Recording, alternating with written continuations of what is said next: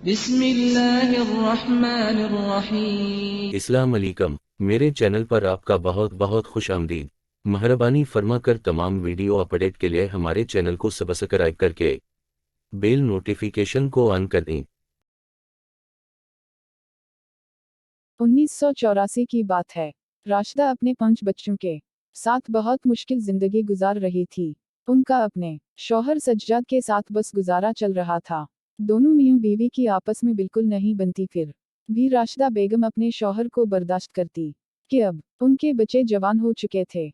राशिदा बेगम और सज्जाद साहब की 5 औलादें थीं, जिनमें साजिद सबसे बड़ा बेटा था, फिर इससे छोटी बेटी रूबी, फिर इससे छोटा बेटा वाजिद, फिर इससे छोटा बेटा काशिफ, फिर इससे छोटी बेटी समरा।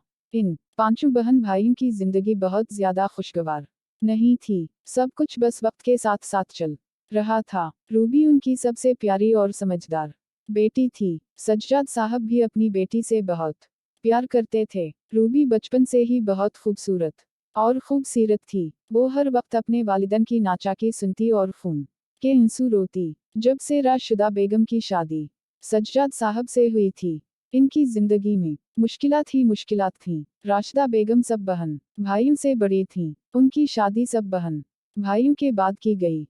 राशिदा बेगम बहुत खूबसूरत, जवान और मेहनती खातून थीं। बचपन से अपने वालिदन के साथ मेहनत मजदूरी करवाई और फिर शादी के बाद अपने शौहर और ससुराल वालों की नाचाकी को भी बर्दाश्त किया।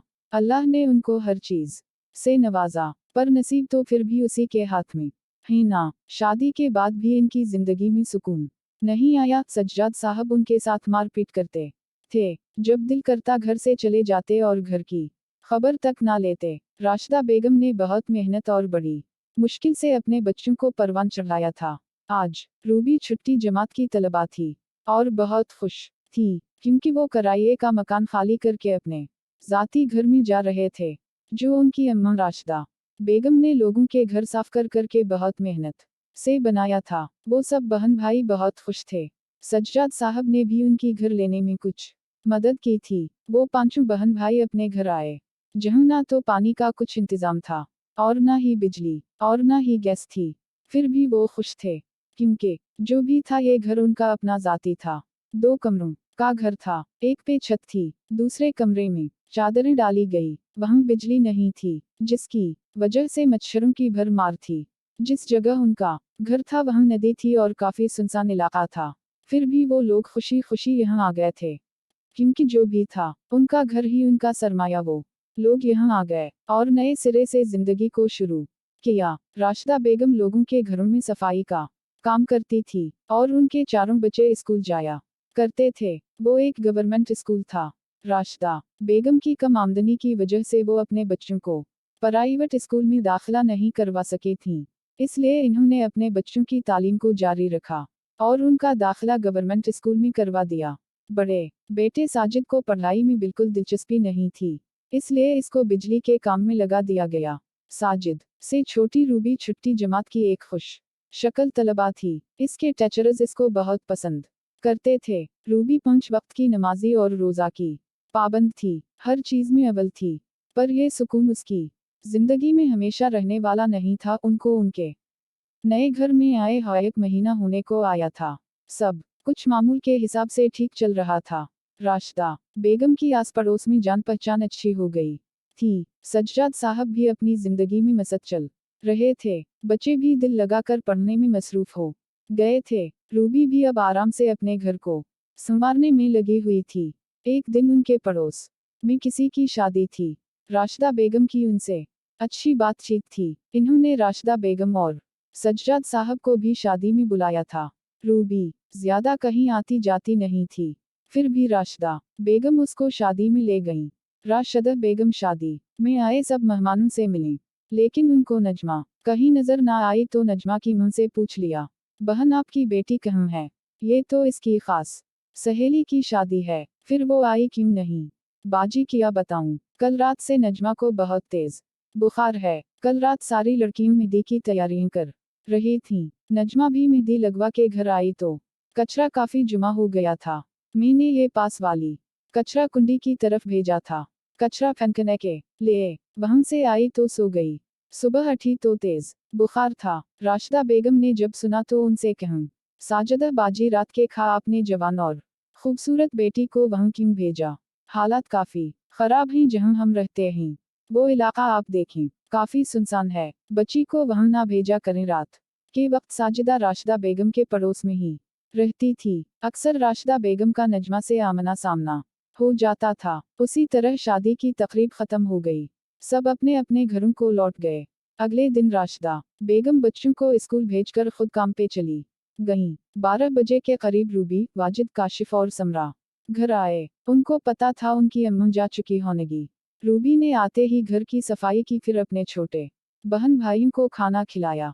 रूबी के दो ही तो शौक थे, एक मुताला करना अच्छी कहानियों का और दूसरा अच्छा म्यूजिक सुनना। शाम के वक्त राशिदा बेगम घर आई। रूबी ने राशिदा बेगम को सलाम किया और रात के खाने में अपनी अम्मा की मदद करने लगी।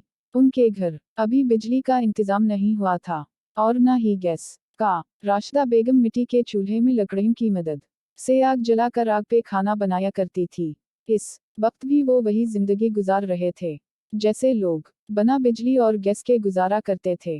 लालटेन जलाया करते और कुछ क्षण की कुदरती रोशनी भी उनके घर आया करती थी। शाम का खा था, सब खाना खा के फारिग हुए थे जब राशिदा बेगम को साजिदा के घर से चीखने चलाने की आवाजें आने लगी।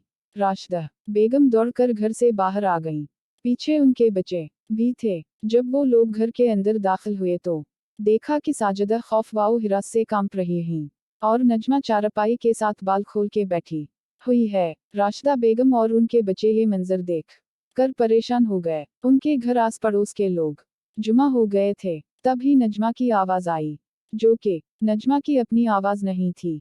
मैं ले जाऊंगा साथ, ये मेरी है, बहुत बड़ी गलती कर दी क्यों आई वहाँ? हा हा हा, हम ये मेरी है। नजमा ये बोलकर खामोश हो गई और कुछ ही देर बाद होश व हवास से बेखबर हो गई। साजिदा रो रही थी। रूबी तो ये मंजर देखकर डर गई थी। राशिदा बेगम ने अपने बच्चों को वापस घर भेज दिया। आस पड़ोस के सब लोगों ने कहा कि ये कोई हवाई मखलूक है। साजिदा बेगम को सब लोगों ने मशवरा दिया कि अपनी बेटी पे दम करवाओ। अगले दिन साजिदा बेगम और उनके शौहर एक पैर साहब के पास गए और उनको अपनी बेटी के मुतालिक बताया। पैर साहब ने उनकी बात सुनी और उन से रात में उनके घर आने का कहा। पैर साहब जब रात में आए तो सब लोग वहीं जुमा थे। राशिदा बेगम भी वहीं ही मौजूद थीं। पैर साहब ने दम शुरू किया तो वो समझ गया क्या ये क्या माजरा है। साजिदा बेगम ने पैर साहब से पूछा तो इन्होंने कहा कि ये कोई जिद्दी जिन है जो नजमा पे आशिक हो गया है। पैर साहब ने जिन को हाजिर किया और पूछा कि कौन है, तो तेरा नाम क्या है और क्यों आया है? जिन ने जवाब दिया, मैं एक जिन हूँ, मेरा नाम मेहदी है और मेहदी की खुशबू मेरी कमजोरी है। पैर साहब ने कहा, इस लड़की को क्यों परेशान कर रहा है? जिन ने जवाब दिया, ये लड़की रात के खा वहां आई थी जहां मैं रहता हूँ। पैर साहब ने पूछा तो कहाँ रहता है? जिन ने जवाब दिया, कचरा कुंडी। उस वक्त इस लड़की के दोनों हाथ पाँव मेहंदी से भरे हुए थे। मेहंदी की खुशबू ने मुझे खुद दावत दी, मतलब इस लड़की ने मुझे खुद बुलाया है। पैर साहब ने कहा, इस लड़की को छोड़ दे, जा वापस चला जा, तेरा यहाँ कोई काम नहीं, जा अपनी दुनिया में वापस चला जा। नहीं, मैं नहीं जाऊंगा, ये मेरी है। पैर साहब ने कुछ पढ़ के इस जिन पे फूंका। वो जिद्दी जिन नजमा को छोड़ना नहीं चाहता था। पैर साहब ने अल्लाह का नाम लिया और जिन को नजमा के जिस्म से अलहदा किया और अपनी कैद में रख लिया। राशिदा बेगम ने ये सारा वाक़ा अपनी आंखों से देखा था। इस हादसे के बाद नजमा फिर से ठीक हो गई। ऐसे ही दिन गुजरते गए और 2 महीने और गुजर गए। आज इतवार था। इस वक्त में इतवार को स्कूल खिला करते थे, पर आधे दिन के लिए